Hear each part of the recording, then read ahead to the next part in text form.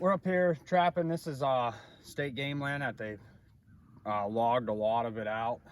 And the location we're at is this is a big power line right out through there. You can see it goes all the way out that way, and then behind me, whole way out that way.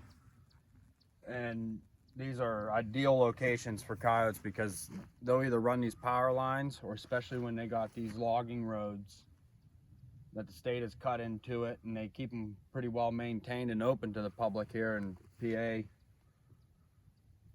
They just turn into perfect spots for coyotes. We got coyote tracks up there around that mud spot there, and here, just like that last video where we put the drag in, you got to be expecting to deal with some unsportsmanlike sportsmen, I guess to say, because if you stake it here, I'm not going to put a drag because I'm not going down over the power line in case he ends up getting it that far instead of heading into the brush with it. So we're going to stake them in here with shock springs on them, but of course you're right along the roadway here, so they're definitely up for grabs from anyone who obviously ain't got a sportsman's bone in their body. But over here is where we're going to put a dirt hole here. On this side, the main wind direction on this power line is going this way, so this scent will travel across their path of travel going down that road. And then over here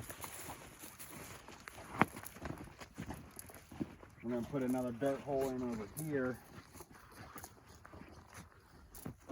and I'm going to tuck this one up over here because you can tell here is where people are turning their vehicles around at, so I'm hoping to avoid that, being off to the edge of it some. I don't want to have my traps here because they'll get ran over. And then also, if there ain't a catch in it, past experiences of having traps stolen is, if there's a catch in it, a lot of times people will leave it alone because they don't know how to handle the catch. But if they see the set there, then they'll mess with it. Rather, they'll set it off or whatever. So being off to the side helps a lot with that. I'd prefer to be right in the middle because you definitely just want to put your set right where they're traveling. But obviously this is open to the public, and hunters and trappers are allowed to drive up and down these roads. So you don't want to be sticking your traps there either. So let's go over here, try to get this dirt hole in. I can already tell this is going to be real rocky, so we're going to use a super stake. Hope for the best. Like I said, I don't want to try to drag it. I mean, I have faith in my drags of them tangling up in this type of brush. But that's also easier for your trap to get stolen, especially when it's this public, because they can just pick up your whole gear and go. Not everyone carries the gear to undo J-hooks or cut them, because I weld mine shut. So if it's staked, they might take what I catch, but I have a little more confidence in they're not going to steal the high dollar trap. So let's try to get this in here. I'm just going to use this little top of grass there as a backing. I really don't think I'm going to be able to drill. I'm going to try it.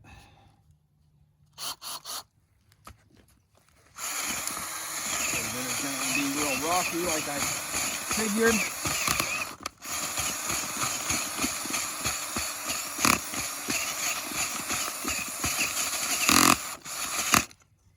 Oh, get that back in the drill setting.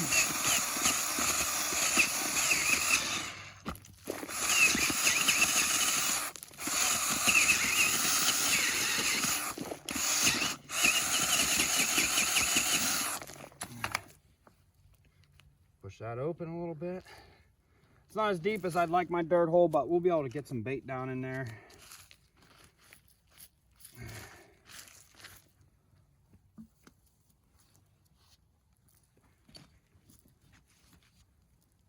Try to get a bed dug in here. I can already tell this is going to be real fun trying to pound that super stake in there.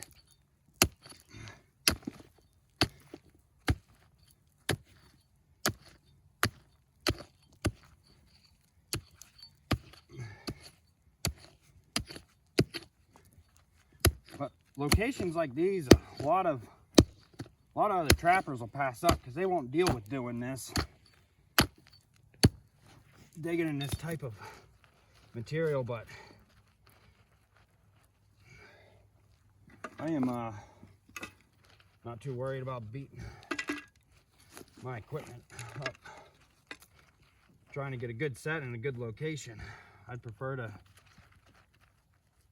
at least try it.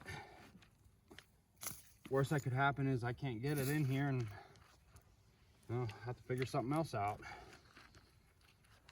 But you can really avoid running into a lot of trappers trapping this type of ground, because a lot of them will avoid it, trying to trap in it. So what I'm gonna do, I'm not even gonna try to drive my super stake in yet. I'm gonna make sure I'm gonna be able to get enough of it in there.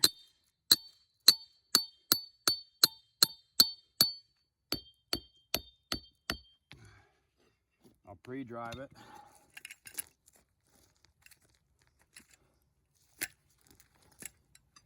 Then I'll run it down in there.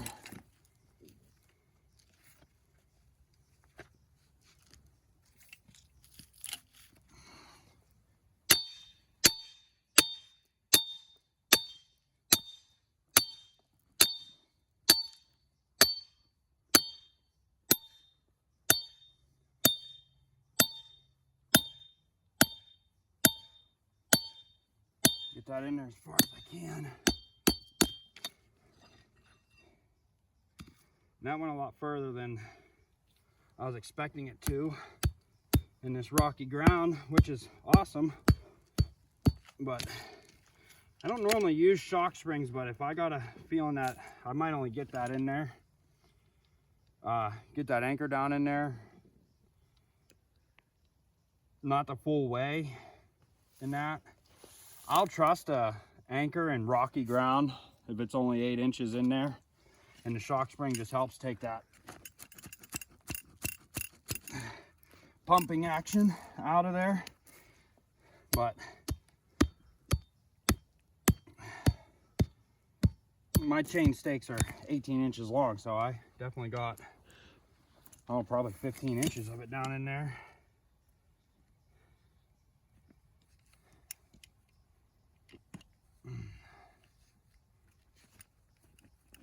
Free up some of that wax a little bit.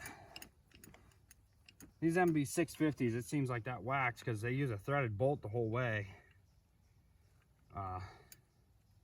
seems to stiffen the pan up more than it loosens the pan up. But we'll get her set here.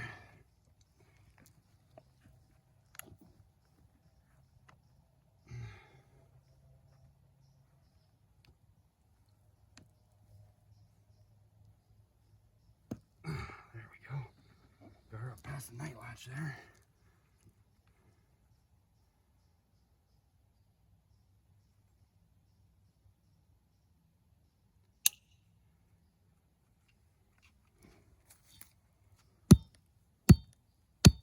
Just gonna beat a spot to lay that shock spring down in there, a lot deeper than the rest of the trap. And that's all I do for my shock springs. A lot of people bed them up underneath the loose jaw, but the 650 doesn't have a loose jaw in that. And the way the frame is that shock spring ain't gonna lay along any of that nice and even. It's gonna make your trap rock back and forth even more. But just right there, I know how long the shock spring is, so I know how big to beat the little pad down for it. And I'll lay the shock spring down in it, just like that. Then the rest of my chain will lay right down on it too.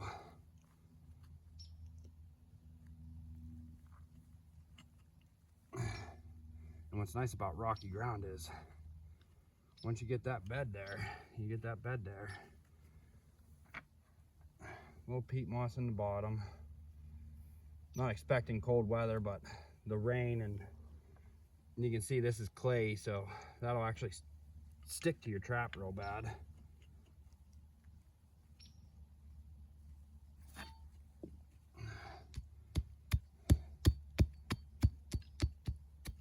Same bedding technique you've already seen me do.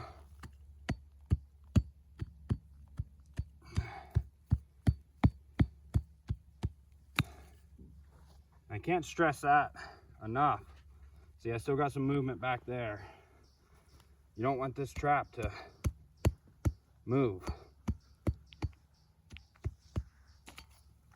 I try my best to make sure it doesn't. There we go, solid. I mean, my whole body weight's on that front jaw and it ain't moving. Now, when you're in real rocky stuff like this, make sure you got all your rocks pushed back that don't end up laying on a jaw. Because once it does that, that might get closed up in there. So I always free everything up. Peat moss inside here. Inside the jaws. You don't want it really laying on the jaws, especially these laminated jaws with the wider face. That creates like a cushion.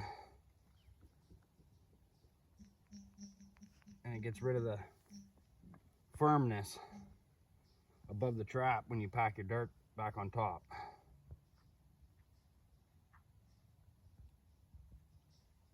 And I just go like that is what I normally do. I just flick out around it.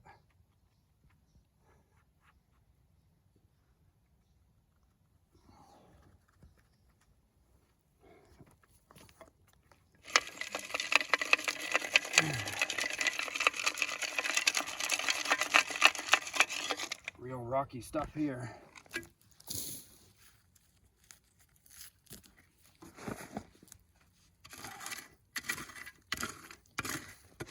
Scrape some of this up, try to get enough to get that trap covered. Find the pan here again, get this all packed in.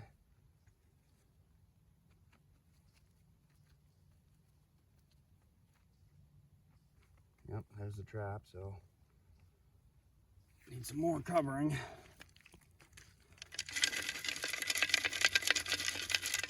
And what I might just go and do is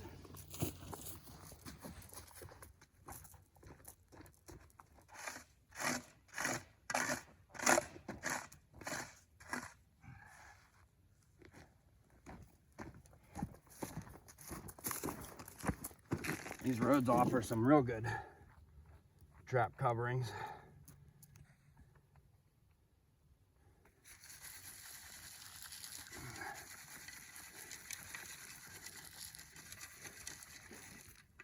Put that litter right there.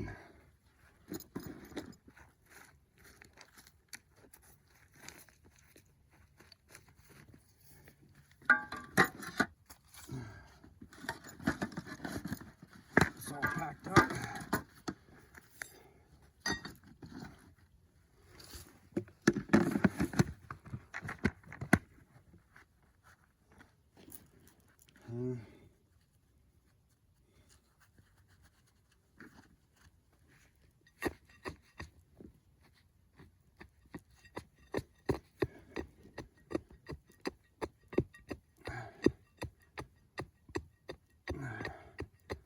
Now that hole, you can see it's kind of at like this angle. That's how it ended up drilling, which actually I'm liking. It wasn't intentional, but I'm really liking, because over here, this is all kind of keeping him from coming up on your set this way. So if he really wants to see what's going on down in that hole, he's going to approach right over top of the pan there, you know, about 9-10 inches back. And he's gonna have to shift his feet to turn his head to see down in that hole. So not intentional, but definitely going to use it to the advantage.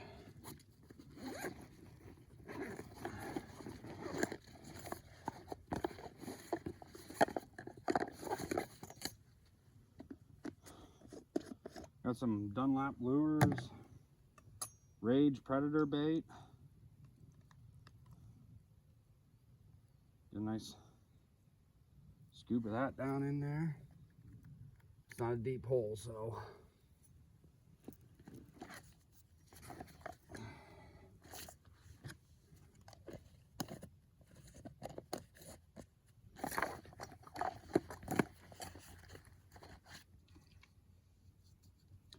big coyote urine up on top there.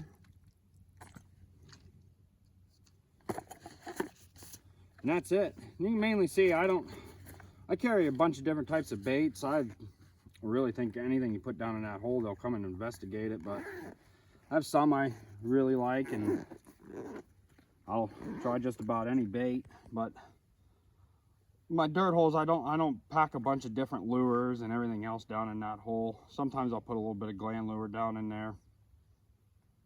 I really want his interest just to come up.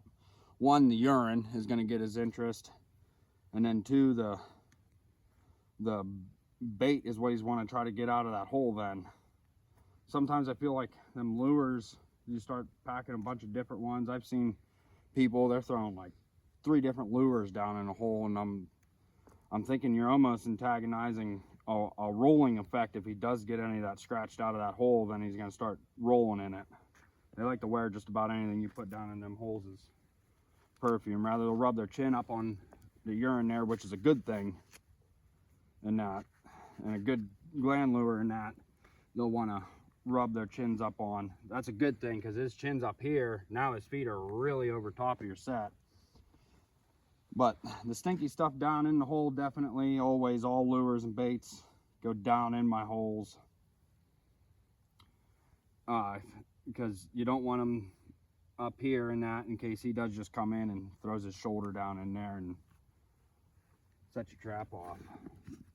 But there's that dirt hole.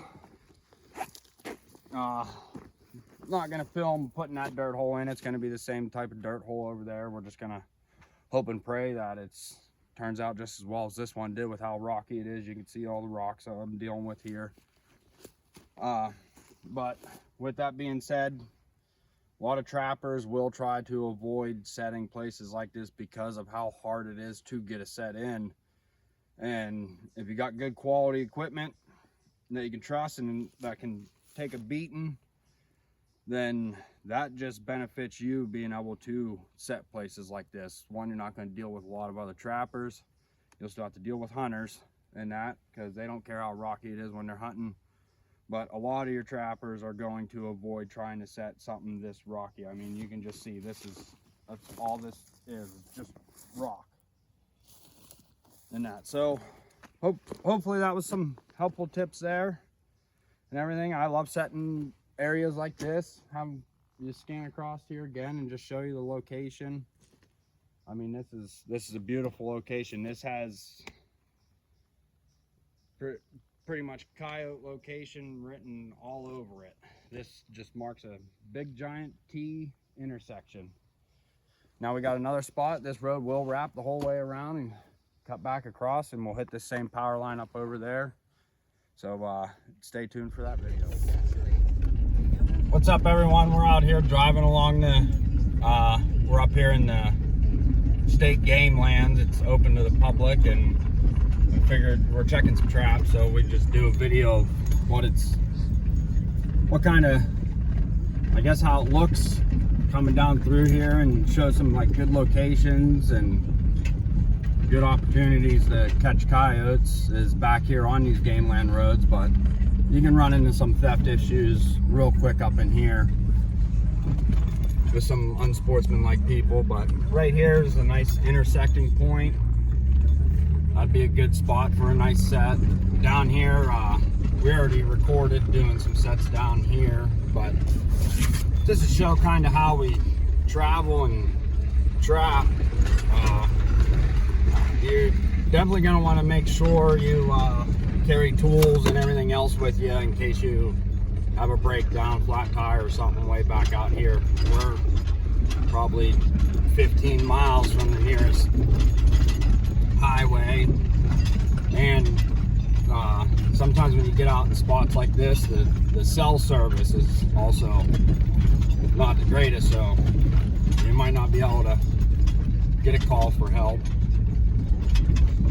And then right here's another good location. We were going to set it up, but I want to be like right on this road here. You don't want to be down over there, because if the wind's coming across, the scent ain't going to travel as far. The further you get down over humps like that, But when we first set this up, there's a ton of scat going down the road here. And of course, we picked that up to use in other locations. And you can just tell by the tracks here,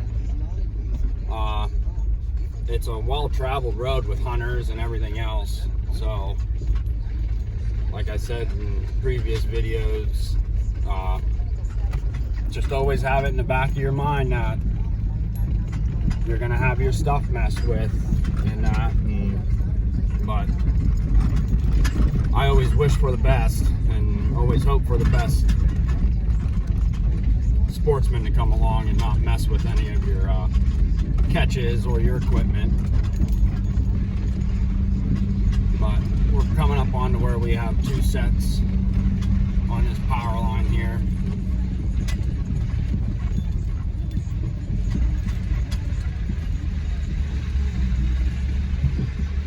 And it looks like, yep, right here on the left side, we got us not a bad furred coyote. Nice sized dog. We'll get out and get you closer to him.